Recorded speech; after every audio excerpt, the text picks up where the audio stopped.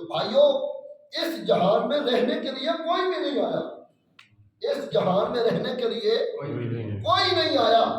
دوسرا یہ بھی اللہ کا نظام ہے، آنے کی ترتیب ہے، جانے کی کوئی ترتیب ہے۔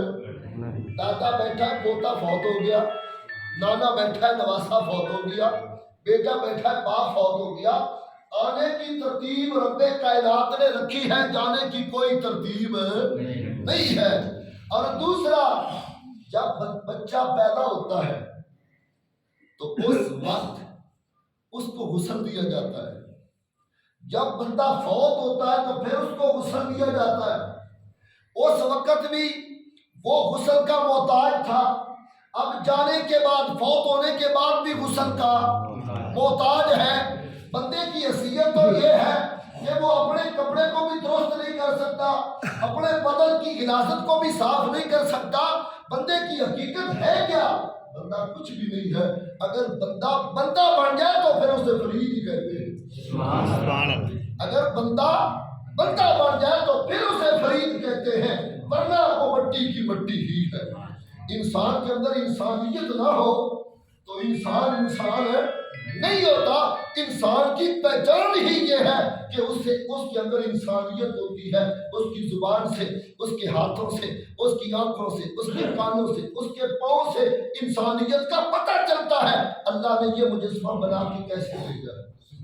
اللہ کے محترم دیکھیے، میرے مصطفیٰ کریم صلی اللہ تعالیٰ علیہ وسلم کے غلاموں، یہ موت ایک حقیقت ہے۔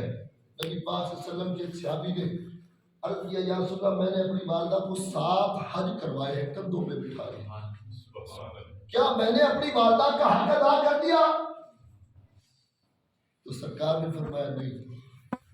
عرض کی، یا رسول اللہ پھر کیسے حق ادا ہوگا؟ سرکار فرماتے ہیں، تو نے اپنی پوری زندگی میں جتنے سانس گزارے ہیں ان سانسوں میں سے ایک سانس بھی اپنی والدہ کا حق ادا نہیں کر سکتا۔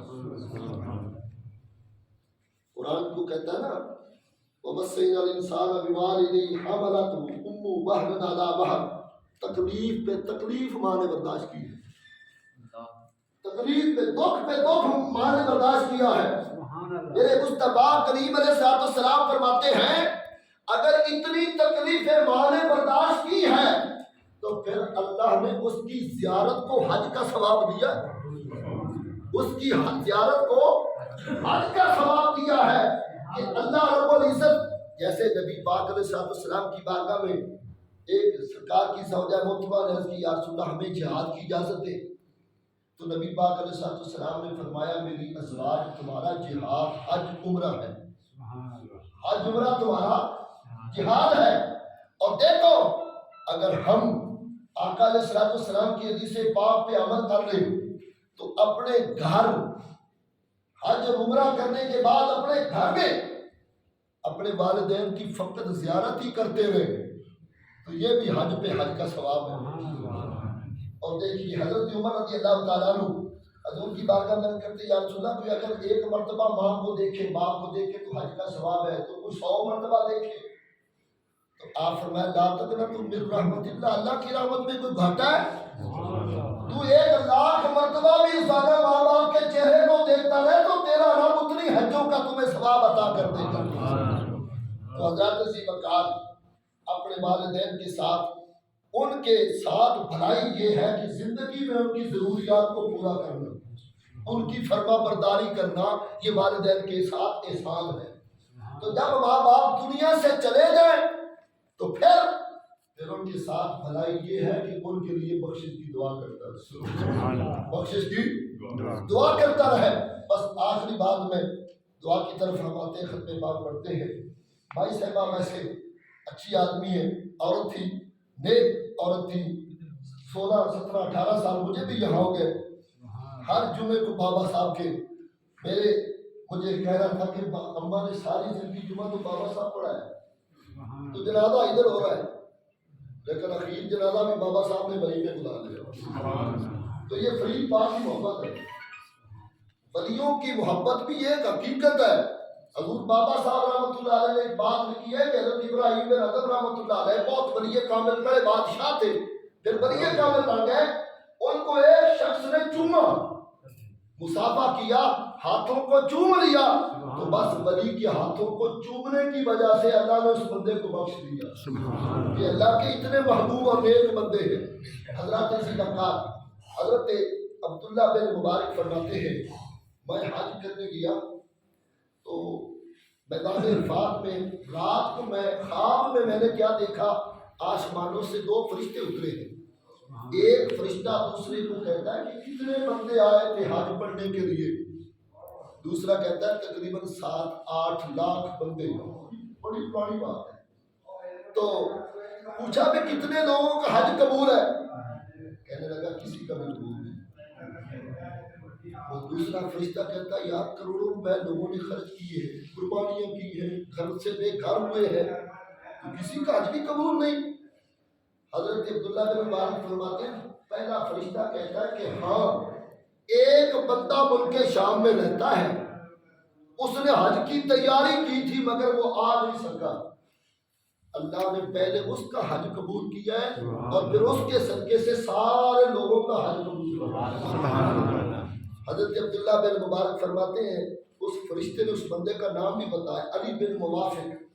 اب فرماتے ہیں میرے دل میں جستجو پیدا ہوئی کہ اس بندے کو دیکھوں جو گھر میں بیٹھا ہے، اس کی حج بھی قبول اور اس کے صدقے سے سارے لوگوں کی حج قبول ہو گئی، وہ بندہ کتنا اچھا ہے، اس نے کیا اچھا کام کیا ہے۔ وہ کہتے ہیں کہ میں گیا اور بندے کو جا کر ملا، علی بن موافق، میں نے پوچھا بھائی تیرا نام یہ، اس نے کہا میرا نام یہ، تو پھر میں تو کیا کرتا ہے؟ اس نے کہا جی میں پارا دوزی کا کام کرتا ہوں، جوتے مرمت کرتا ہوں۔ تو کیا عمل کون سا کیا تو نے؟ کہتا ہے 40 سال گزر گئے، 30 یا 40 سال گزر گئے جوتے مرمت کرتے کرتے، حج کے لیے میں نے پیسہ اکٹھا کیا اتنے عرصے۔ تو جب گھر سے جانے لگا تو میرے گھر والوں نے کہا کہ پڑوسیوں کے گھر سے گوشت کی خوشبو آتی ہے، مجھے تھوڑا سا سالن لا کر دے دے، تو چلا جا۔ تو کہتا ہے میں ان کے گھر گیا تو انہوں نے کہا یہ گوشت ہمارے لیے حلال ہے، تمہارے لیے حرام ہے۔ تو میں نے سوچا وہ کیسا گوشت ہے جو ایک مسلمان کے لیے حلال ہے دوسرے کے لیے حرام ہے۔ انہوں نے کہا میرے گھر میں فاقہ اتنا ہے کہ پیسے کی کوئی گنجائش نہیں تھی، میرا گھر والا باہر گیا تو اس نے دیکھا وہاں ایک مردار پڑا ہے، جانور کوئی مردہ پڑا ہے، وہاں سے گوشت کا کچھ ٹکڑا کاٹ کر اس کو ہم پکا رہے ہیں، اس لیے وہ ہمارے لیے حلال ہے، آپ کے لیے حلال نہیں ہے۔ حضرت علی بن موافق کہتے ہیں میں نے سوچا کہ تیری حج کس طرح کی حج ہے، تیرا پڑوسی اس حال میں بیٹھا ہے تو حج کرنے جا رہا ہے۔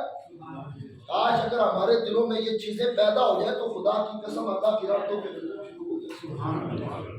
بندے حج ایک مرتبہ فرض ہے، ایک مرتبہ حج فرض ہے۔ کئی ایسے اللہ کے بندے جو ہر سال ہی حج پہ جاتے ہیں، کبھی کسی پڑوسی کی خبر تک نہیں لی، کبھی کسی رشتے دار کی خبر تک نہیں لی، وہ کس حال میں زندگی بسر کر رہا ہے۔ تو جب اللہ کے محبوب نے ایک مرتبہ حج کیا ہے تو پھر تمہیں کیا ضرورت پڑ گئی تو ہر سال حج کرنے جاتا ہے؟ کوئی تو غریبوں کو دے، جب تو غریبوں کے ساتھ مہربانی کرے گا تو اللہ تم پر کتنی مہربانیاں فرمائے گا۔ حضرت علی بن موافق کہتے ہیں میں نے وہ سارے کا سارا پیسہ اٹھایا اور اپنے پڑوسی کو دے دیا۔ میں نے کہا بھی لے اپنے بچوں کو کھانا کھلا، کپڑے پہنا، سب کچھ کر، میرا حج یہیں پہ ہو گیا۔ تو پتہ چلا حضرت علی بن موافق عبداللہ بن مبارک کہتے ہیں کہ مجھے پتہ چلا اس بندے کی یہ نیکی، اس نے جتنے 30 سالوں کے اندر حج کے پیسے اکٹھے کیے تھے وہ سارے کے سارے اللہ کے بندے نے پڑوسی کو دے دیے کہ یہ غریب ہے، یہ اس کے گھر میں فاقہ ہے، تو اللہ رب العزت نے اس کا گھر بیٹھے بٹھائے حج بھی قبول کر لیا اور اس کی وجہ سے 7 لاکھ بندے کا بھی حج قبول ہو گیا۔ تو اس لیے ہم کہتے ہیں، علامہ اقبال بھی کہتے ہیں کرو مہربانی اہل زمین پر، خدا مہربان ہوگا عرش بری پر۔ آج ہم اپنی فکر کر لیں، اپنے بزرگوں کے ساتھ اچھا رویہ اختیار کر لیں۔ اگر آج ہم نہیں کریں گے تو کل ہماری اولادیں ہمارے ساتھ کبھی وفا نہیں کریں گی۔ سورج چڑھتا ہے تو پھر شام کو غروب بھی ہوتا ہے، اگر ماں باپ مر گئے تو ہم نے بھی مرنا ہے. ہمارا رویہ جیسے ہمارے والدین کے ساتھ ہوا ویسے ہی ہمارے ساتھ ہماری اولادیں کریں گی. تو اللہ تعالیٰ کی بارگاہ میں دعا ہے. اماں جی مرحومہ مغفورہ نیک عورت تھی، نمازی عورت تھی، جمعہ پابندی کے ساتھ پڑھتی تھی، 5 وقتہ نماز پڑھتی تھی، تہجد پڑھتی تھی، روزے رکھتی تھی. اللہ تعالیٰ ان کی نیکیوں کو قبول فرمائے. اللہ وہ بتقاضا بشریت بندے سے غلطی ہو جاتی ہے، جو غلطیاں ہوئی اپنے فضل و کرم سے اور سیدہ زہرا کی چادر تطہیر کا صدقہ اللہ کو معاف فرمائے. اللہ گواہ دین کو صبر جمیل عطا فرمائے. آمین.